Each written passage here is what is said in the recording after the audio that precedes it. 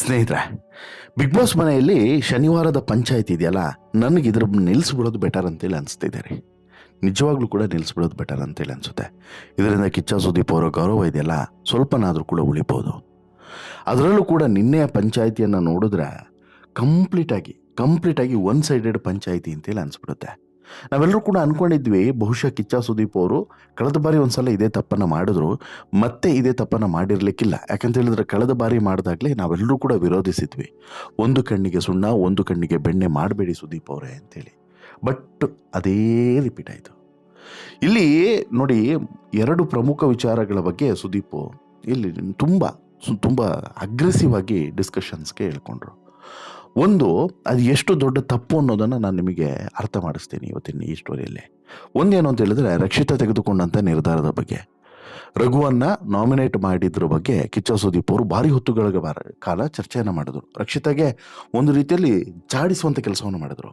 ಅಂದರೆ ಇಲ್ಲಿ ಹೇಗೆ ಅಂತ ಹೇಳಿದ್ರೆ, ಈ ಬಗ್ಗಿದವನಿಗೆ ಒಂದು ಗುದ್ದು ಅಂತೇಳಿ, ಪಾಪದವ್ರು ಸಿಕ್ಕಿದ್ರೆ ಬೈಯಕ್ಕೇನಾಗಬೇಕು. ಇಲ್ಲಿ ಜಾಹ್ನವಿ ಅಶ್ವಿನಿ ಮಾಡಿದಂಥ ತಪ್ಪುಗಳು ಅಥವಾ ಅವ್ರು ಮಾಡುವಂಥ ಷಡ್ಯಂತ್ರಗಳು ಅದ್ಯಾವುದು ಕೂಡ ಇವರಿಗೆ ತಪ್ಪು ಅಂತೇಳಿ ಅನಿಸೋದೇ ಇಲ್ಲ, ಅವ್ರಿಗೆ ಬೈಯೋಕ್ಕೆ ಮೀಟ್ರೇ ಇಲ್ಲ ಅನಿಸುತ್ತೆ.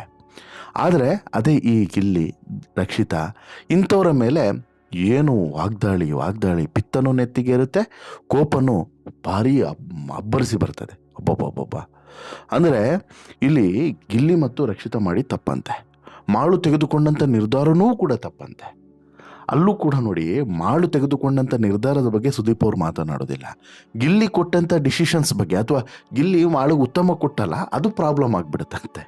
ಇಂಥ ತಮಾಷೆಯ ವಾರದ ಪಂಚಾಯಿತಿ ಅಂತ ಹೇಳ್ತೀರಾ?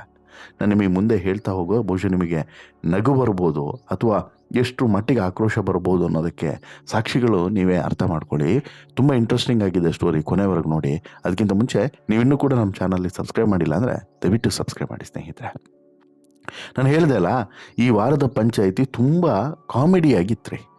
ಯಾಕೆ ಕಾಮಿಡಿ ಅಂತ ಹೇಳಿದ್ರೆ, ಕಿಚ್ಚ ಸುದೀಪ್ ಅವ್ರಿಗೆ ಭಾರಿ ಪಿತ್ತ ನೆತ್ತಿಗೆ ಇರುತ್ತಂತೆ, ಭಾರಿ ಕೋಪ ಬರುತ್ತಂತೆ. ಸೊ ಇಲ್ಲಿ ಗಿಲ್ಲಿ ಮಾತನಾಡಿದ್ದು ಕೂಡ ತಪ್ಪಂತೆ, ರಕ್ಷಿತಾ ಬಿಹೇವ್ ಮಾಡಿದಂಥ ರೀತಿಯೂ ಕೂಡ ತಪ್ಪಂತೆ, ರಕ್ಷಿತಾ ಆಯ್ಕೆ ಮಾಡಿದ್ದು ಆಯ್ಕೆಗಳೂ ಕೂಡ ತಪ್ಪಂತೆ. ಅಲ್ಲಿ ರಕ್ಷಿತಾ ಬಿಗ್ ಬಾಸ್ ಮನೆ ಒಳಗಡೆ ಟೀಮ್ನ ಒಳಗಡೆ ಇದ್ದಂಥ ಸ್ಪೈ ಅಂತೆ. ಹಾಗಾದರೆ ಆಕೆಗೆ ವೈಯಕ್ತಿಕ ನಿರ್ಧಾರ ತೆಗೆದುಕೊಳ್ಳುವಂಥ ಸ್ವತಂತ್ರ ಇಲ್ವಂತೆ. ಅಶ್ವಿನಿ ಗೌಡಗೆ ಸ್ವತಂತ್ರ ಇದೆ, ಜಾಹ್ನವಿಗೆ ಸ್ವತಂತ್ರ ಇದೆ, ಸುದೀಗೆ ಸ್ವತಂತ್ರ ಇದೆ, ಇನ್ನುಳಿದಂಥ ಸ್ಪರ್ಧಿಗಳಿಗೆ ಸ್ವತಂತ್ರ ಇದೆ. ಬಟ್ ರಕ್ಷಿತಾಗೆ ಮಾತ್ರ ಸ್ವತಂತ್ರ ಇಲ್ಲ.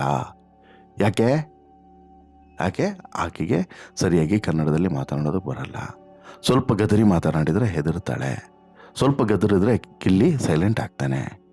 ಇವರೆಲ್ಲವನ್ನು ಕೂಡ ಹಿಡ್ಕೊಂಡು ಅಧಿಕ ಪ್ರಸಂಗಿ, ಜೊತೆಗೆ ಸ್ವಲ್ಪ ವಂಶದ ಕುಡಿ, ಇನ್ನೂ ಏನೇನೋ ಪದಗಳು, ಅವೆಲ್ಲ ಪದಗಳು, ಕೆಲವೆಲ್ಲ ಪದಗಳು ಎಲ್ಲಿಂದ ಹುಡ್ಕೊಂಡು ಬಂದಿದ್ದಾರೋ ಆ ಎಲ್ಲ ಪದಗಳ ಬಳಕೆ ಆಯಿತು.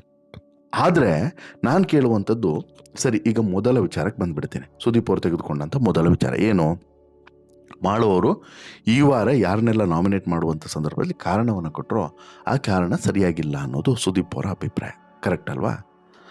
ಸುದೀಪ್ ಅವರಿಗೆ ಆ ಅಭಿಪ್ರಾಯ ಕರೆಕ್ಟ್ ಇಲ್ಲದೆ ಇರ್ಬೋದು, ಮಾಳು ಕರೆಕ್ಟ್ ಇತ್ತು ತಾನೇ, ಮಾಳುವನ್ನು ಬೆಂಬಲಿಸಿದವ್ರಿಗೆ ಕರೆಕ್ಟ್ ಇತ್ತು ತಾನೇ.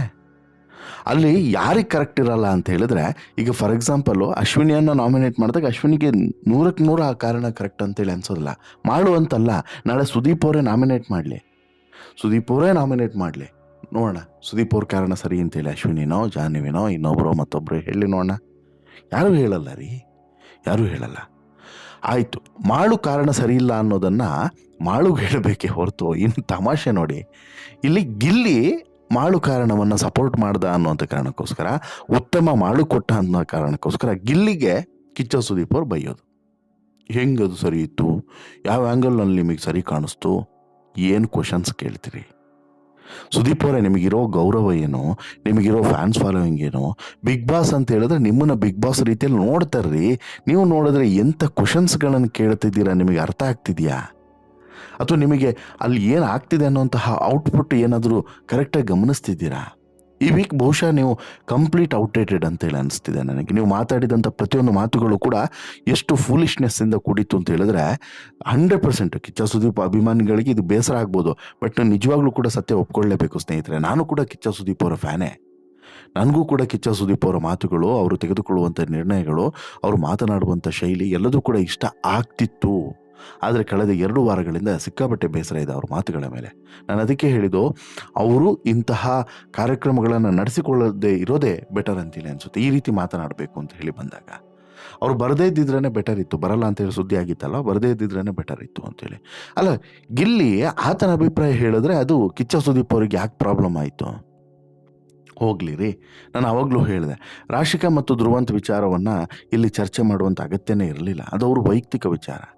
ಇಲ್ಲಿ ಗಿಲ್ಲಿದು ಕೂಡ ವೈಯಕ್ತಿಕ ವಿಚಾರ. ವೈಯಕ್ತಿಕವಾಗಿ ಮಾಳುವನ್ನು ಆತ ಬೆಂಬಲಿಸಿದ್ರೆ ಅಥವಾ ಮಾಳು ಹೇಳಿದ ಆತನಿಗೆ ಕರೆಕ್ಟಾಗಿ ಕಾಣಿಸ್ತು ಅಂತ ಹೇಳಿದ್ರೆ, ನನಗೂ ಮಾಳು ಹೇಳಿದ್ ಕರೆಕ್ಟಾಗಿ ಕಾಣಿಸ್ತಪ್ಪ, ಏನು ತಪ್ಪಿದೆ? ಆಯಿತು, ಇದು ಮುಗೀತು. ಇದು ಮುಗಿದ ಮೇಲೆ ಕೊನೆಗೊಂದು ಟಾಪಿಕ್ ಡಿಸ್ಕಷನ್ ಆಗ್ತದೆ, more than half an hour. ಅವಶ್ಯಕತೆನೇ ಇರದೇ ಇರುವಂಥ ಟಾಪಿಕ್ ಅದು.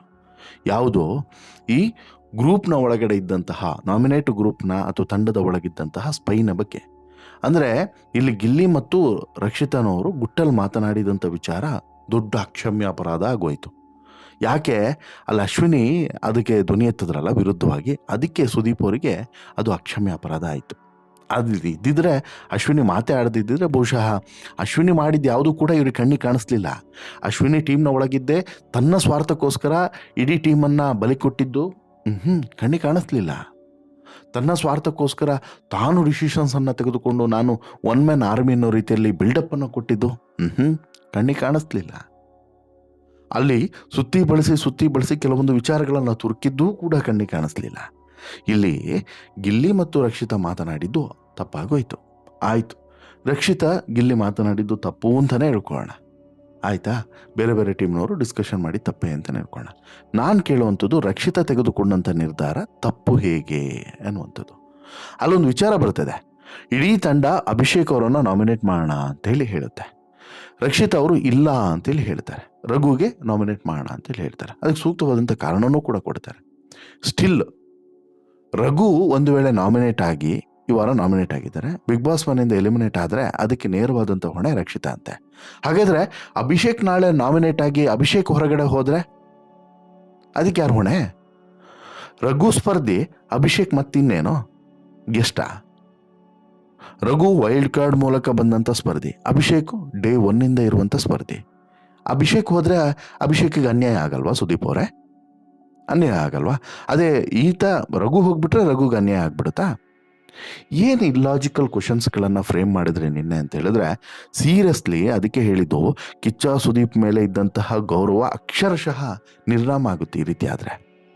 ನನಗೆ ತುಂಬ ಆ ಕ್ವಶನ್ಸ್ ಕೇಳುವಾಗಲೇ ನಗು ಬರ್ತಿತ್ತು. ಅಲ್ಲರಿ, ನೀವು ತಲೆಯಲ್ಲಿ ಬುದ್ಧಿ ಇದೆಯಾ ಇಲ್ವಾ ಅಂತೇಳಿ ನನಗೆ ಕ್ವಶನ್ ನಿಮಗೆ ನಾನು ಕ್ವಶನ್ ಮಾಡಬೇಕು ಅಂತೇಳಿ ಅನಿಸ್ತು. ಯಾಕಂತ ಹೇಳಿದ್ರೆ, ರಕ್ಷಿತಾ ತೆಗೆದುಕೊಂಡಿರುವಂಥ ನಿರ್ಧಾರ ಆಕೆಯ ವೈಯಕ್ತಿಕ ನಿರ್ಧಾರ, ಅದು ಆಕೆಯ ವೈಯಕ್ತಿಕ ಸ್ಟ್ಯಾಂಡು. ಅಲ್ಲಿ ಗಿಲ್ಲಿ ಆಗಲಿ ಅಥವಾ ಆಪೋಸಿಟ್ ಟೀಮ್ನ ಯಾವ ಸದಸ್ಯರು ಕೂಡ ಹೀಗೆ ಮಾಡು ಅಂತೇಳಿ ಹೇಳಿಲ್ಲ, ಕರೆಕ್ಟ್ ಅಲ್ವಾ?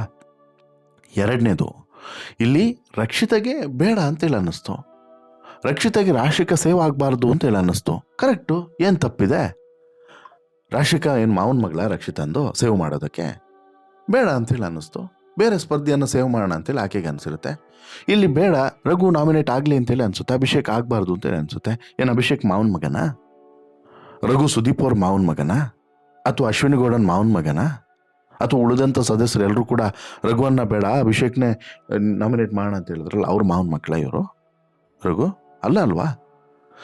ಏನ್ರಿ ನಿಮ್ಮ ಮೂಗಿನ ನೇರಕ್ಕೆ ನೀವು ಆಲೋಚನೆ ಮಾಡುವಂಥದ್ದು, ಇನ್ನೊಬ್ಬರ ಡಿಸಿಷನ್ಸೇ ತಪ್ಪು ಅನ್ನುವಂಥದ್ದು, ಇದೆಲ್ಲ ನಿಮ್ಮ ಪಿತ್ತ ನೆತ್ತಿಗೇರಿಸೋದಲ್ಲ.